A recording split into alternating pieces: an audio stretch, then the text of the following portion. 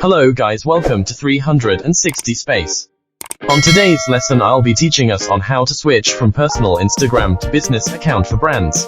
With a business account, you'll be able to access insights that can help you understand who is engaging with your business on Instagram. You also have access to the professional dashboard, where you can track your performance, access and discover professional tools, and explore educational information curated by Instagram. You also have the option to display or hide your business category and contact information on your profile.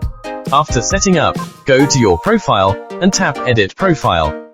Go to Profile Display under Public Business Information to choose whether you want to hide or display your category label and contact info. Then, tap Done. This would enable you run ads on your account or post. But before then, hit the subscribe button below.